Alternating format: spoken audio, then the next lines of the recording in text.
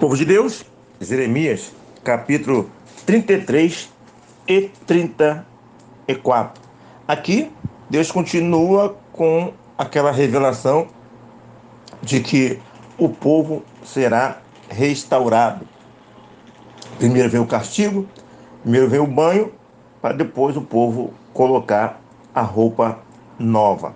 Então, ele promete que vai trazer o castigo, mas também promete que vai trazer a restauração. Interessante aqui, nessa passagem, é que o Jeremias ele está preso, de acordo com o versículo 1, encarcerado, né? E Deus vai levar uma palavra para ele, e essa palavra vai dizer no versículo 3: invoca-me e te responderei, anunciar-te-ei coisas grandes e ocultas que não sabes. Nós conhecemos tanto esse versículo, né? Invoca-me e te responderei. Em outras versões está clama-me e responderei. Falamos tanto desse versículo, mas na maioria das vezes, a maioria esmagadora do povo nem tem a mínima noção do contexto. É o contexto pré-exílio que na verdade já está acontecendo já a prisão, o exílio, já tem muita gente levada para o cativeiro e outras ainda estão sendo, já está acontecendo o propósito de Deus. Lembra que no capítulo 29 ele falou que eu bem sei os pensamentos que tenho a respeito de vós, pensamento de paz e não de guerra, para vos dar aquilo, né, que vocês querem. Então ele vai dar, mas tem que tomar banho primeiro, tem que lavar a sujeira, né? E interessante aqui que o Jeremias ele está preso, né? Nos nossos dias de hoje, uma pessoa presa, normalmente ela é vista, né, como um bandido, como um criminoso. Mas na Bíblia, muitas vezes prisão é lugar de profeta. Prisão, muitas vezes, é lugar de honra. A pessoa está presa porque honrou a Deus, não abriu mão dos seus princípios. No dia de hoje, qualquer pessoa que for presa, não importa o motivo, o olhar é sempre negativo, mas no tempo profético do Velho Testamento e também no tempo apostólico, a prisão muitas vezes é resultado de honra, não porque a pessoa é um falso, mas se justamente por ele ser justo é que ele estava preso. E estava preso aqui, e a palavra é invoca-me, clama-me. Meu irmão, minha irmã, que tipo de prisão você está vivendo agora? Hã? Qual é o aprisionamento que está acontecendo na tua vida? Seja na área financeira, de repente, área de saúde, área emocional, hein? Conjugal aí. Qual é a prisão que você está vivendo? Não importa qual seja a prisão. A prisão de Jeremias é uma, a sua é outra. Mas a palavra cabe a qualquer situação. Clama-me, invoca-me.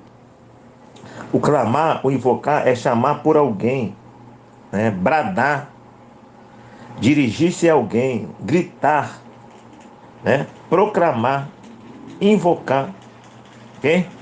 Tá, algo mais. Eu costumo sempre dizer que uma coisa é você caminhar todos os dias. É bom caminhar, faz parte. Mas quando você está em um nível maior, você está no melhor condicionamento, você passa a correr. Há até aqueles que depois de caminhar dá umas pequenas, vamos dizer assim, né? É, galopezinho, né? Vou dar aquela corridinha de leve, né? Caminha, dá aquelas corridinhas de leve e depois vai para outro nível de correr em alta velocidade, em velocidade. Então eu penso que aquela nossa oração diária, né, do café da manhã, do almoço, na hora de dormir, as orações feitas durante o culto, essa é a nossa caminhada. Importante, muito bom, necessária, faz bem à saúde espiritual, claro, muito importante. Mas me parece que há um nível maior que a maioria esmagadora ainda não alcançou e que o problema maior não é não ter alcançado. O problema maior é não estar preocupando em alcançar, não estar em busca disso. Eu acho que o clamor, o invocar, já está no nível de corrida, entendeu? Nós precisamos continuar caminhando, que isso é muito bom, mas já pensando no momento que nós já vamos dar nossas corridas, é isso? Nós precisamos sempre caminharmos com esse objetivo, nosso povo. E a maioria esmagadora, anos após anos passam e continua sempre na mesma toada, sempre no caminhando, não pensa em dar uma corrida, entendeu? E quem sabe, depende do teu chamado, do teu potencial, daquilo que Deus colocou no teu coração, muitas vezes você pode ter até um chamado para uma academia e só quer saber da caminhada.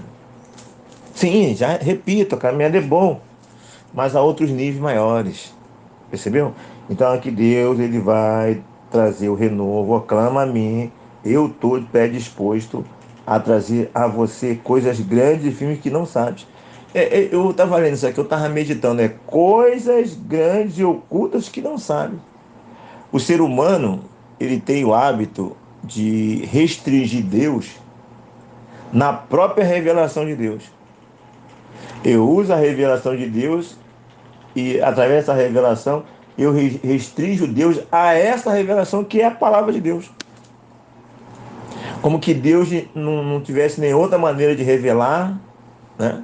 De falar a alguém, e nós acabamos aprisionando Deus dentro da revelação dele, que é a palavra dele, que é o nosso guia de fé, regra e prática. É a base, né? É tudo que nós precisamos. Mas querer dizer que Deus está restrito a isso aqui, ó, coisas grandes e ocultas que não sabes. Tem coisas grandes e ocultas que está aqui na palavra de Deus, que você não sabe, que você não leu ainda, não meditou, não mastigou, mas eu creio que nosso Deus não está preso a isso aqui não. Ele é Deus, né? Ele faz do jeito que quer, entendeu? E tem muita coisa oculta que nós sabemos que tem além disso aqui. Ah, com certeza, eu não tenho dúvida disso. Mas o suficiente, o básico que nós temos para o nosso relacionamento com Deus, está aqui revelado. Tudo que você precisa está aqui, de base. Mas não significa que toda a revelação é só isso aqui, né? Que Deus está restrito a só isso aqui. Não, Deus é Deus. Então esse empacotar Deus eu acho complicado. Então tá onde, pastor? Aí eu não sou Deus, eu não sei, eu acredito. A Bíblia fala da multiforme sabedoria de Deus, as várias formas de Deus se manifestar. Quem sou eu para falar? Existem muitas coisas, existem maneiras, né? Existe, mas isso aí é polêmico, isso aí, realmente é mesmo. Mas eu estou provocando aqui um raciocínio. Estou tentando fazer aqui discussão teológica. Né? Deus, ele está limitado a essa delimitação aqui da palavra? Se você entende que sim, amém. E eu creio, assim como você, que o que está aqui é suficiente. Que isso aqui é o nosso livro de fé, regra e prática. Mas eu tenho dificuldade de acreditar que Deus se limitou a essa palavra aqui. Entendeu? E claro, não estou dizendo aí de ecumenismo, nada disso. Não estou dizendo que há outras verdades além do cristianismo. Não, só há uma verdade, o caminho e uma vida. Só a salvação em Cristo. A Bíblia é a palavra de Deus. Tá? Esse é pano para manga e na verdade eu estou só provocando aqui o seu raciocínio aqui para que você venha a pensar nessa possibilidade. Versículo 11: Rendei graças ao Senhor dos exércitos porque Ele é bom, porque a sua misericórdia dura para sempre. Então você vai clamar, depois que Deus te atender, você vai render graça, ok? Então Deus ele renova a sua promessa aqui. Aqui na minha Bíblia Plenitude, no versículo 14, tá o seguinte título: Repetição da promessa do renovo de Davi. Ok? Então eles quebraram a aliança, o povo no geral quebrou, mas já existia um pacto entre Deus e Davi. O povo quebra, mas já tinha um pacto lá firmado com Davi. Então, por causa dessa aliança, desse pacto, ele volta a trabalhar para que o povo volte para a aliança. No capítulo 34, é impressionante, ah, que Deus dá uma palavra para Zedequias. O Zedequias que está prendendo aqui o profeta de Deus, o Zedequias que fez algumas coisas boas, mas fez muita coisa errada. E Deus está trazendo uma palavra boa para Zedequias aqui. Né? E quem está levando essa palavra boa é o Jeremias. O Jeremias que foi maltratado, foi desrespeitado e está pagando um preço por causa desses Zedequias. Por causa desses Zedequias. E agora o Jeremias tem que levar uma palavra boa para Zedequias. Né? Meu irmão, às vezes Deus dá honra a quem nós não daríamos. Né? Eu fico imaginando, não posso falar isso, afirmado, eu fico imaginando Jeremias, pelo coração de Jeremias mesmo, o que aconteceria com Zedequias era para acontecer com todos os outros, né? Porque a promessa é que eles não teriam sepultamento, os corpos deles seriam comidos por bicho, por ave de rapina, não teriam a honra do sepultamento, seriam comidos por bicho, ninguém ia chorar por eles. Esse é o castigo geral. Mas Ezequias está recebendo uma promessa aqui que não vai acontecer isso com ele. Agora, no coração de quem sofreu a dor, possível, fala, poxa, minha vontade humana aqui é que também esse pagasse um alto preço. Mas aqui é a palavra que Ezequias não vai passar por isso. Né? Olha o versículo 4.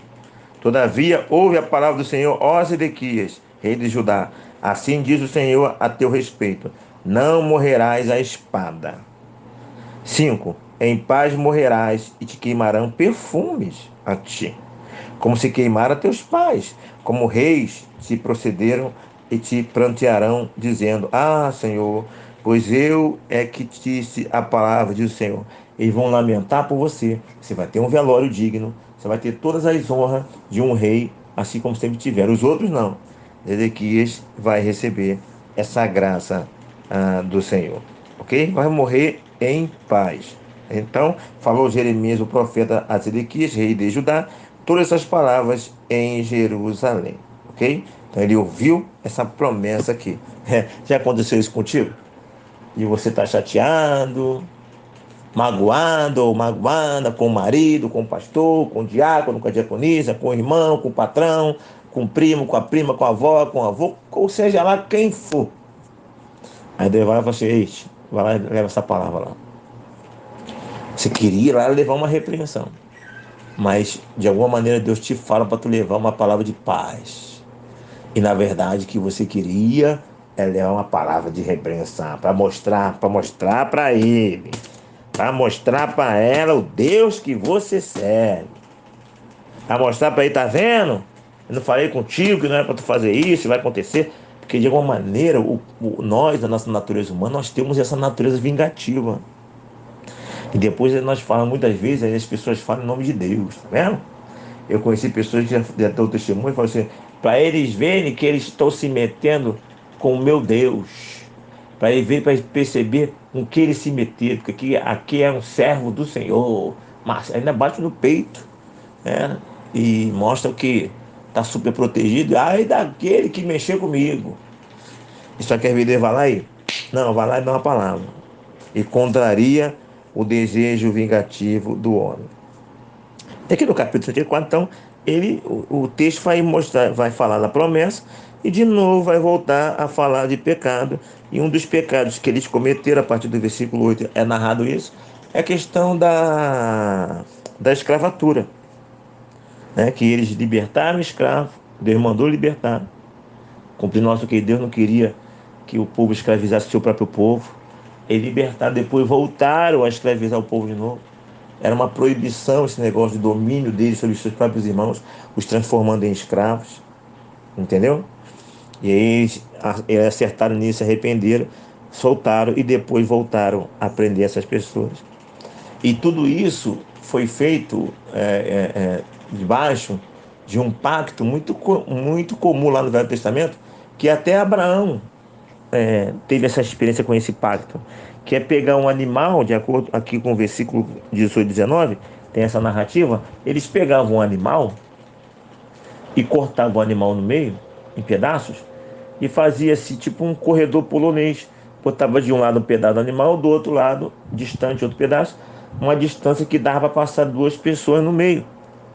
E segundo se dizem sobre esse pacto, quem fizesse esse pacto e descumprisse a aliança do pacto, o que acontecer com aquele animal iria acontecer com a pessoa. Se eu não cumprir a minha parte, que aconteça comigo o que aconteceu com esse animal, que eu seja despedaçado, esquartejado, né? E lá na experiência de Abraão, quando Abraão fez isso, né? Deus nem fez o cerimonial de ele e Abraão passar.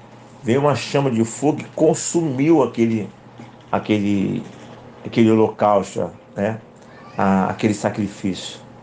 Como que Deus querendo dizer assim, ó, eu não preciso da tua palavra, basta a minha e eu vou cumprir. Entendeu? Então, o texto aqui está dizendo que os príncipes, né, os líderes, os príncipes de Judá, né, os príncipes de Jerusalém, os oficiais, os sacerdotes, eles fizeram esse pacto e não cumpriram o pacto. Ou seja, eles mereciam morrer, né?